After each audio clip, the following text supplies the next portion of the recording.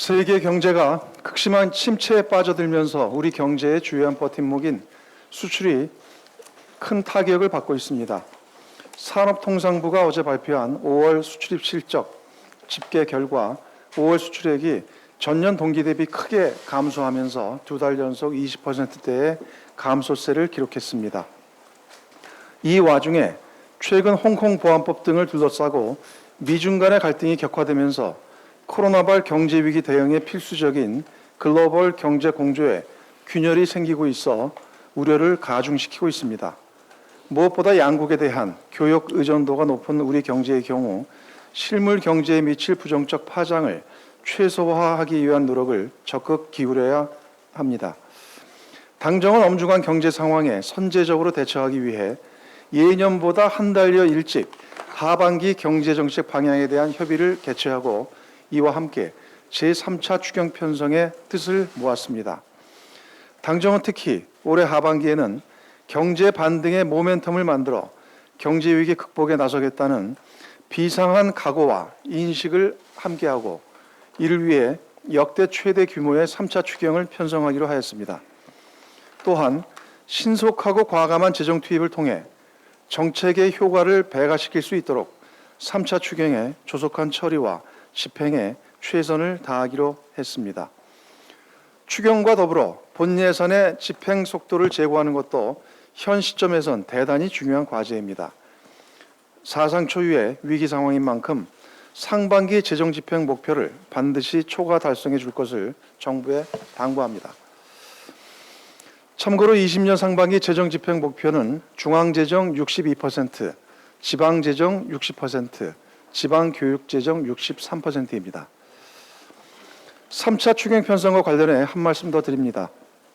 당정은 추경 재원 마련에 있어 강도 높은 지출 구조 조정을 추진할 것이나 다만 지출 삭감을 통한 재원 조달에 한계가 있다는 점에서 일정 수준의 국채 발행도 병행할 것입니다.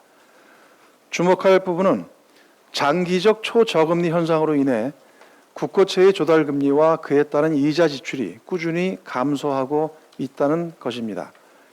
이로 인해 지난 2015년 평균 조달 금리 2.2%에 총 17조 7천억 원이었던 국채 이자 비용이 지난해에는 조달 금리 1.7%에 16조 7천억 원으로 1조 원 감소했습니다.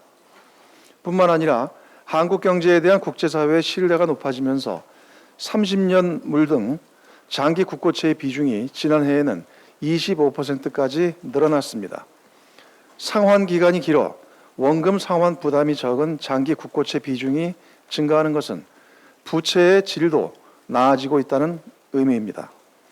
더욱이 대한민국의 국가 채무 비율은 3차 추경에 국채를 발행하더라도 주요 국가들에 비해 안정적입니다.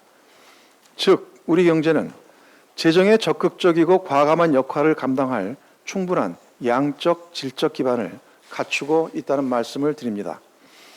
거듭 말씀드리지만 지금은 경제 국난 극복이 최우선 과제입니다. 재정은 위기 탈출의 핵심적 수단이자 열쇠입니다. 더불어민주당은 조속히 원구성 협상을 마무리 짓고 추경이 국회에 제출되는 즉시 최단 기한 내에 이를 처리할 수 있도록 할 것입니다. 미래통합당의 대승적인 협조를 강력히 촉구합니다. 제21대 국회 임기가 시작됐습니다.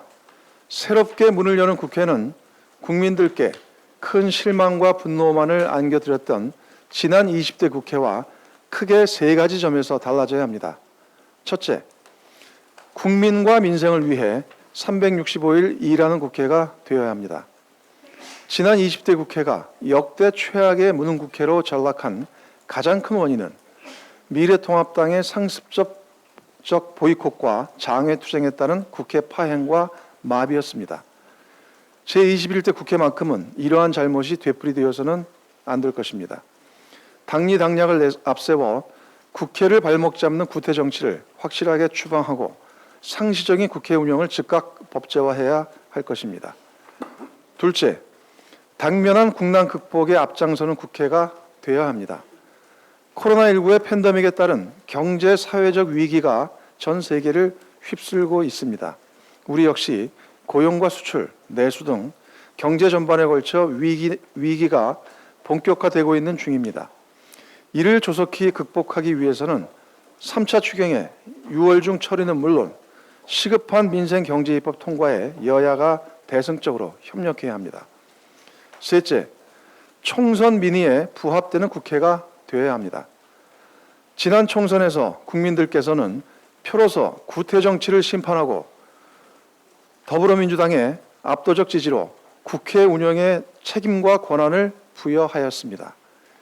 21대 국회는 그랬던 과거의 관행을 혁파하고 국민의 뜻에 따라 책임 정치 실현에 나서야 합니다. 이를 위해 가장 먼저 해야 할 일이 국회법 절차에 따라 오는 5일 국회의 문을 여는 것입니다. 이것이 21대 국회가 바로 서는 첫 걸음입니다.